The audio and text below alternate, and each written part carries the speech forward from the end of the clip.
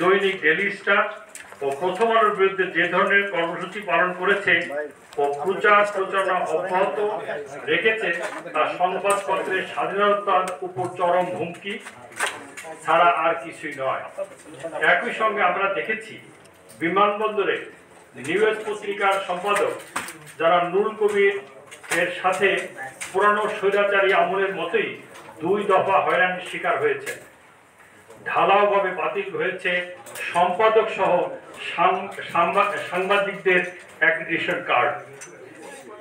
কর্মসূচির নামে পত্রিকা অফিস দুটো ঘেরাও, বিশৃঙ্খলা সৃষ্টি, দেশের বিভিন্ন স্থানে স্থানীয় অফিসে হামলা এবং পত্রিকা বিতরণের বাধা সৃষ্টির যে ঘটনা দেশের বিভিন্ন স্থানে ঘটছে তা কোনোভাবেই গ্রহণযোগ্য নয়।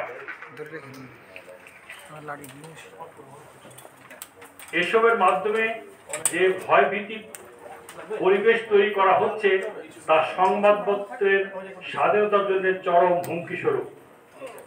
প্রতিটি সংবাদ মাধ্যমের নিজস্ব সম্পাদকীয় নীতি ও অবস্থান থাকে।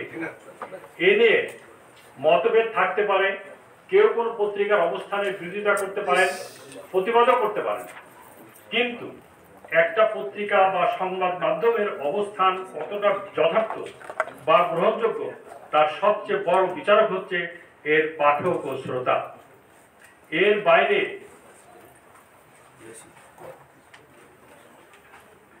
সংবাদ মাধ্যমের আইনের দৃষ্টিতে কোনো বত্যয় ঘটলে তার বিরুদ্ধে ব্যবস্থা নেওয়ার যথাযথ আইনি প্রক্রিয়া রয়েছে। প্রথম আলো ও ডেইলি স্টার পত্রিকা দুটির বিরুদ্ধে যেসব কর্মসূচি নেওয়া হচ্ছে বা প্রচারণা চালানো হচ্ছে তা সাধারণ প্রতিবাদ কর্মসূচি বা মত প্রকাশের বিষয় নয়, বরং পত্রিকা দুটিকে হুমকি দেওয়া হচ্ছে, উস্কানিমূলক কথাবার্তা বলা হচ্ছে, বিদ্বেষ ছড়ানো হচ্ছে, অফিসের সামনে বিশৃঙ্খলা সৃষ্টি করা হচ্ছে এবং এ ধরনের অগণতান্ত্রিক ও সংবাদ মাধ্যমের স্বাধীনতার উপর হুমকি সৃষ্টিকারী তৎপরতার বিরুদ্ধে কঠোর ব্যবস্থা নেওয়া জরুরি। যে কোনো মূল্যে সংবাদ মাধ্যম প্রতিষ্ঠান ও এর কর্মীদের নিরাপত্তা নিশ্চিত করতে হবে। সরকারের তরফে এ ব্যাপারে কঠোর অবস্থান নেওয়ার কথা ঘোষণা করা হয়েছে। তথ্য উপদেষ্টা বলেছেন, সংবাদপত্র অফিসে ভাঙচুর ও পত্রিকা বন্ধে চাপ সহ্য করা হবে না।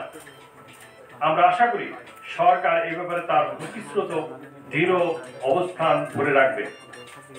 আমরা সংবাদ মাধ্যমের স্বাধীনতা নিশ্চিত করার ক্ষেত্রে দেশের সব রাজনৈতিক দলগুলোর সাহায্য ও সহযোগিতা প্রত্যাশা করছি।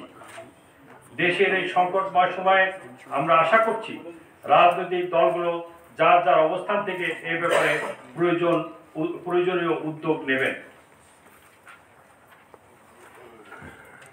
দেশের ছাত্র সমাজ, বুদ্ধিজীবী ও নাগরিক সমাজের কাছেও আমাদের একই প্রত্যাশা। এ ব্যাপারে প্রয়োজনীয় উদ্যোগ, সহযোগিতা ও সমর্থন আশা করছি। দেশের গণতান্ত্রিক ভবিষ্যতের স্বার্থে সংবাদ মাধ্যমের স্বাধীনতার ব্যাপারে তারা সোচ্চার থাকবে, সেটাই আমাদের প্রত্যাশা। একই সঙ্গে আমরা দেশের সাংবাদিক সমাজের প্রতি দায়িত্বশীলতার সঙ্গে নিজ নিজ অবস্থান থেকে কাজ করে যাওয়ার আহ্বান জানাই। গত 16 বছরে দেশে স্বৈরশাসন চলেছে। এ সময় গণতন্ত্র পদদলিত হয়েছে, সেই সঙ্গে চেপে ধরা হয়েছে সংবাদ মাধ্যম এবং মত প্রকাশের স্বাধীনতাও। অসংখ্য শহীদ ও রক্তক্ষয়ের মধ্য দিয়ে গত 5ই আগস্ট ছাত্র জনতার যে অভ্যুত্থান হয়েছে তার মূল আকাঙ্ক্ষা হচ্ছে একটা গণতান্ত্রিক বাংলাদেশ। গণ অভ্যুত্থানের পর যখন ভয় মুক্ত ও চাপহীন পরিবেশে কাজ করার কথা, তখন দেশের সংবাদ মাধ্যমগুলো এক অনাকাঙ্ক্ষিত পরিস্থিতির মুখোমুখি হচ্ছে।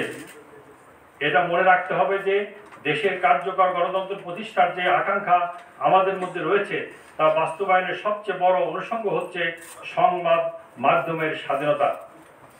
বলা যায় সংবাদ মাধ্যমের স্বাধীনতার উপরই নির্ভর করছে আমাদের প্রত্যাশিত গণতান্ত্রিক বাংলাদেশের ভবিষ্যৎ।